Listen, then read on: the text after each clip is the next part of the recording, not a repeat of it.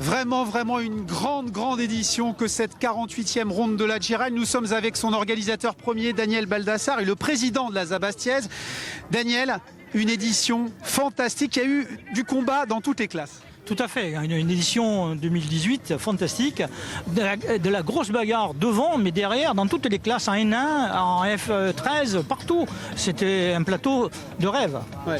Avec 120 000 euros de budget, cette Giraille, il y a dans la deuxième division des rallyes, il y a 13 épreuves, il y en a 8 en première division. Déjà, vous êtes à un très haut niveau. Les autres ont environ 200 000 euros. Comment vous faites pour y arriver? Comment vous faites pour réunir autant public et pilote? Comment on fait? Disons que c'est un peu la Corse, on se connaît tous, donc on arrive à avoir des petits trucs. La mairie, par exemple, de Bastia nous met beaucoup, toutes les sutures en place, et les petits sponsors, on connaît tout le monde, donc on arrive à gratter des petits trucs. Mais sur le continent, le budget, c'est fantastique, 200 000 euros, ça me fait rêver. Oui, ça nous fait rêver tous, effectivement. Mais Daniel, depuis que vous avez relancé cette Giraille autour de Bastia, hein, c'est une formule autour de la ville, ça marche vraiment, ça fait 3 ans, le public adhère. Vous étiez dans la nuit de vendredi à samedi autour de Bastia, au-dessus de Cardes notamment. Aujourd'hui, dans le Cap, c'est quelque chose qui marche très fort. Le public adhère à cette formule-là. Ah, le public, vous voyez, à Montepiano, sur la spéciale numéro 2 de Cardo, il y avait 6000 spectateurs. Moi, ça me fait rêver. C'est fantastique ça, de voir des choses comme ça. Donc c'est vrai qu'on a relancé le sport automobile, donc la Giraille, parce qu'on a attiré le public en plein centre-ville, pratiquement le Fang, l'arrivée du col du Fang, c'est fantastique. Et ça marche, Daniel. Ce que je vous propose, c'est de découvrir cette épreuve, le récit d'aujourd'hui avec Pierrick Nanigne et Guillaume Leonetti. Visage fermé, concentration maximale. François-Frédéric Navarre doit confirmer sa performance de la veille. En tête au volant de sa Ford Fiesta WRC, il possède 5 petites secondes d'avance sur le redoutable Pascal Trojan. Oui, je savais que normalement, si j'avais aucun souci, j'arrive en tête. Mais j'ai eu une crevaison lente devant, c'est pour ça que je n'ai pas fait les temps que je voulais faire. Aujourd'hui, ça va être dur avec la lutte avec Pascal Trojan notamment. Ah oui, Pascal, là, il connaît très bien. Et donc on va devoir se battre, comme l'année dernière. Et comme annoncé, la bataille entre les deux hommes aura bien lieu. Au volant de sa DS3 WRC, Pascal Trojan y démarre pied au plancher. Il attaque fort et s'adjuge la première spéciale. Navarre, à lui, s'accroche, il se bat, perd du temps mais conserve sa première place. Derrière, Paul Alérigne également sur Ford Fiesta WRC, 3e, mais peine à suivre le duo. Pour le podium, la bataille fait rage. Jean-Marc Manzagol et Jean-Mathieu Léandre, 4e et 5e, tentent d'arracher la 3e place d'Alérigne. Pascal Trojan, lui, passe à l'attaque et ça paye. Il s'empare de la première place. Le Bastien empile les temps scratch et relègue Navarre à 20 secondes à 2 spéciales de l'arrivée. À la sortie de l'épingle de pile, on a tapé le trottoir.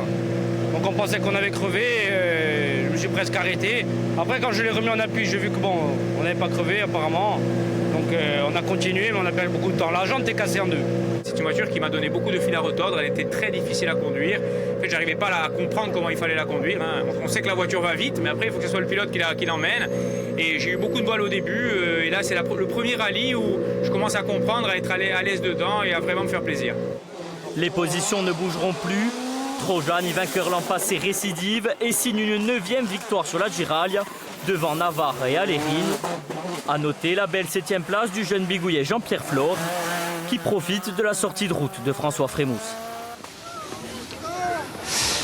Voilà, nous sommes en direct. Je vous cache pas qu'il y a un petit peu d'effervescence autour du podium. Il y a les 3 pilotes. On va aller voir, on va aller chercher Pascal Trojan, le vainqueur quand même. Pascal, 9e victoire si l'on a bien compté, vous dites 8 mais nous on dit 9. Vous êtes plus très loin du grand Manza, le roi du Cap qu'on croyait indétrônable. Ouais. Il y en a 14 lui. Ouais, bon voilà, c'est pas très grave. Vous savez, ce qui compte aujourd'hui, c'est qu'on a fait une très belle course, une super journée, on s'est très bien amusé.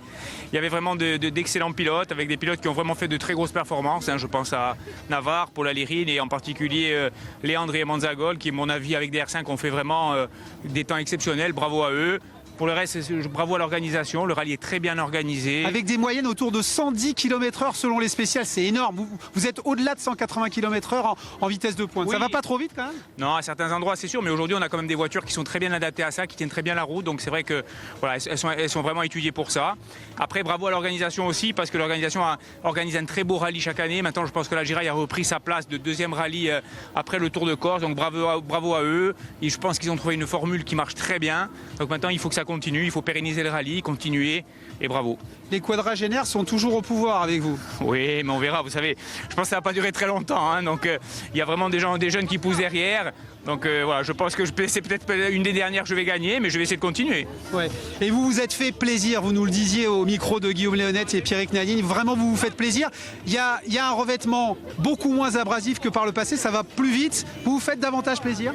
Non, davantage plaisir, moi vous savez, je suis de la génération des vieilles routes abrasives, bosselées, donc c'est vrai que je préfère ce style de route, c'est pour ça que les routes de Balagne me plaisent beaucoup, parce qu'elles sont restées dans l'état où elles étaient il y a 30 ans, mais c'est vrai qu'aujourd'hui ce sont des routes où ça nous permet de rouler beaucoup plus vite, d'avoir encore plus de sensations. C'est un autre pilotage, mais vous savez, même pour les routes du Tour de Corse aujourd'hui, ce sont toutes des routes comme ça, hein, des routes très rapides, très larges. C'est un nouveau style de pilotage, mais c'est vrai que c'est très bien. Et de toute façon, vous savez, dès qu'on fait un rallye en Corse, à partir de là, on se régale toujours.